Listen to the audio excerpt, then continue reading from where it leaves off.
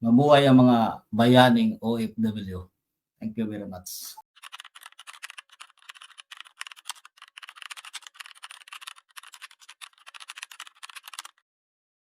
Ayan guys, magandang gabi sa lahat. Ayan, mag-real talk lang tayo. Para to sa ating gobyerno, para sa ating mga kapwa OFW na nagsasakripisyo ng kanilang oras, panahon at buhay sa ibang bansa. Diba? Para sa kanilang pamilya, para sa kanilang kinabukasan. Yan guys, real talk lang to ha. Kasi lagi natin naririnig, lagi natin napapanood sa balita, sa TV, pag nagsalita ang ating gobyerno sa Pilipinas, na lagi nila sinasabi na ang mga OFW daw ay buhay na bayani, di ba? Buhay na bayani raw ang mga OFW. No, totoo naman. At yan talaga yung katotohanan na buhay na bayani ang mga OFW. At yan ang laging tawag ng ating gobyerno. At tayo daw na mga OFW ay buhay na bayani. Pero maniwala kayo o sa hindi na tayo tinatawag lang na buhay na bayani at tayo ay lagi nilang binabanggit na tayo daw na mga OFW ay isa at pangunahin sa nagbibigay buhay sa ating ekonomiya sa Pilipinas. Diba? Yan ang katotohanan. Dahil sa ating mga remittances. Kaya nagkakaroon ng buhay yung ating economics dahil sa mga OFW na nagsasakripisyo sa ibang bansa. Siyempre, pag nagpadala tayo ng pera sa Pilipinas, nabubuhay yung ating ekonomiya. Pero hindi ba kayo nagtataka na binibigyan lang tayo ng halaga, kaya lang tayo minamahal ng gobyerno natin pag nasa abroad tayo? Napapansin niyo ba sa dami-dami ng mga OFW na hindi naman lahat kasi na bibigyan ng swerte, di ba? Na ilang taon na nagtatrabaho sa abroad pero ang buhay ganun pa rin pag umuwi na Pilipinas. Isa ito sa napapansin ko. Pag ang isang OFW na umuwi na ng Pilipinas, bakit parang hindi na kilala ng gobyerno pag nasa Pilipinas na at hindi na naghahanap buhay sa ibang bansa? Yan po yung ating reality. Real talk po yan. Dahil sa ang dami-dami kong kilalang OFW na nung umuwi sa Pilipinas, ganun pa rin yung buhay. Pero hindi ba kayo nagtataka na ang OFW na umuwi ng Pilipinas ay yung ibang kababayan nating umuwi na parang ganun pa rin sa dati? Napansin nyo ba? Nabibigyan ba sila ng atensyon, ng halaga ng gobyerno natin? Di ba parang hindi? Di ba ang sakit isipin na isa kang buhay na bayani na itinuturing nung ikaw ay nasa abroad pa. At ikaw ay nagpapadala pa ng pera sa Pilipinas.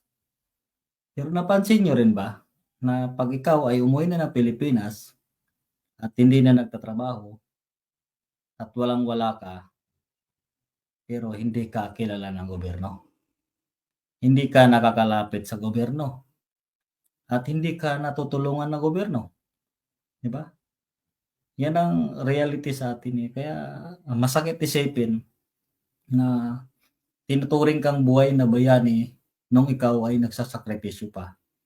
Pero nung ikaw ay umuwi na sa Pilipinas, kasi karamihan sa atin siyempre yung iba matanda na, yung iba naman nagkasakit, bakit hindi na nabibigyan ng pansin ng gobyerno? Di ba? Napakasakit isipin, lalo na sa ating mga OFW na kaya hindi bumabagsak yung economics ng mga gobyerno ng Pilipinas dahil sa mga OFW na nagsasakripisyo sa ibang bansa, kuwan din, ah, dugo't pawis din ng puhunan para, umahon sa kahirapan at makatulong sa economic ng Pilipinas. Pero wala. Ito yung napapansin ko, napakaraming OFW na galing ibang bansa na 'pag umuwi at walang-wala na, hindi na rin nabibigyan ng pansin ng gobyerno. Sana, request namin mga OFW siyempre, hindi lang para sa akin kundi para sa lahat ng mga OFW na sana sa ating pamahalaan sa Pilipinas, na sana yung mga OFW na nagsakripisyo ng kanilang buhay, ng kanilang pamilya, lumayo sa kanilang pamilya para mabigyan ng magandang kinabukasan at makatulong sa ating ekonomiya, sana bigyan niyo naman ng halaga, sana bigyan niyo rin ng pansin. Sana matulungan niyo rin sila na kahit hindi na sila bumalik sa abroad kasi nga dati itinuturing niyo silang bayani, buhay na bayani, nung sila'y malakas pa, nagtatrabaho pa. Sana ibalik niyo naman, sana bigyan niyo rin sila ng pansin, sana tulungan niyo rin sila na magpatuloy yung kanilang buhay o kanilang, pinapangarap at mabigyan ng magandang kinabukasan ang pamilya nila.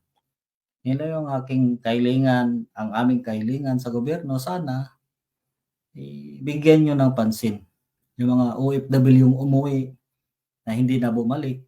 Yung iba naman, okey naman yung iba kasi yung iba swerte, yung iba naman kasi, sapat lang din ang sinasahod sa abroad, tama lang din sa padala sa pamilya, tama lang din sa maibigay na pang-araw-araw ng pamilya yung kanilang sinasahod.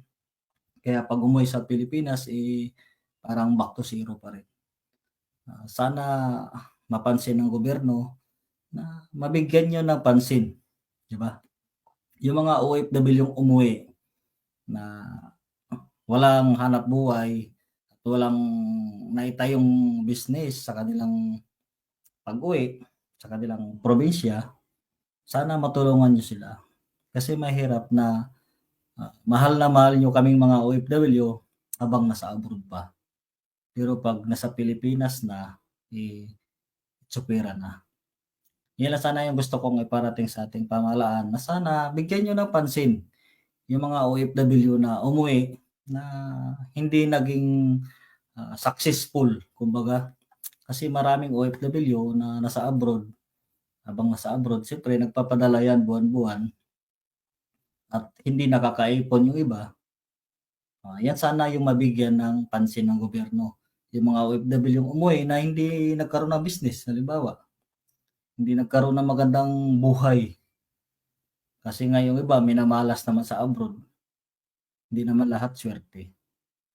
Sana dasal namin mga OFW sa gobyerno na sana mabigyan niyo ng pansin ng mga OFW-yung umuwi na walang-wala. Sana matulungan niyo sila, halimbawa umuwi sila at walang-wala, sana kahit na matulungan niyo, mabigyan niyo ng puhunan, mabigyan niyo ng pabahay. Kasi sayang yung sakripisyo nila nung panahon na nasa abroad sila. Sayang yung lagi niyong sinasabi na salamat sa mga OFW kasi sila ang nagbibigay buhay sa ating economics, 'di ba? Sila yung mga buhay na bayani na tinatawag ng gobyerno. Sana makarating 'to sa ating pamahalaan na sana mabigyan niyo ng pansin yung mga OFW na umuuwi at hindi naging successful ang buhay, sana mabigyan niyo ng pansin. At mabigyan niyo ng panibagong panimula kumbaga. Kasi yung iba kasi diyan na minamalas, ayaw na rin bumalik sa abroad. Kasi nga siyempre dalang-dala na 'yan sa kanilang mga naranasan sa abroad. Lalong-lalo na yung mga DH, domestic helper lalo na sa Middle East, 'di ba? Sana sa ating pamahalaan na sana mabigyan niyo ng pansin yung mga OFW-yung umuuwi, 'di ba? Para naman hindi sila nagiging kawawa at back to zero. Gano'n lang po yung aming kahilingan, sa ating pangulo, sa ating pamahalaan na kung sino man ang namamahala, lalong-lalo na para sa mga OFW, na bigyan niyo ng pansin para hindi maging kawawa. Kasi maraming kawawa na OFW na nagbuwis-buhay, nagsakripisyo sa ibang bansa, tapos pag-uwi ng Pilipinas, walang-wala pa rin. Tapos pagdating sa Pilipinas, hindi man lang natutulungan ng gobyerno. Yan po yung aking gustong iparating na sana tulungan ng gobyerno ang mga OFW-yung umuwi na walang-wala o hindi hindi nakapag-ipon. Halimbawa, siyempre sapat lang yung sinasahod at pinapadala sa pamilya, tapos nung umuwi kasi nga nagkasakit o di kaya matanda na, 'di ba? Sana mabigyan ng pansin ng gobyerno at mabigyan ng tulong yung mga OFW-yung umuuwi. Kung hindi niyo siyempre hindi naman puwedeng araw-araw bigyan ng tulong, sana mabigyan niyo lang ng puhunan yung mga OFW-yung umuwi na walang-wala o walang napundar or, walang pampasimula 'pag nasa Pilipinas na. Yan lang po at maraming salamat at sana, mapansin ng ating pamahalaan. Mabuhay ang mga bayaning OFW. Thank you very much.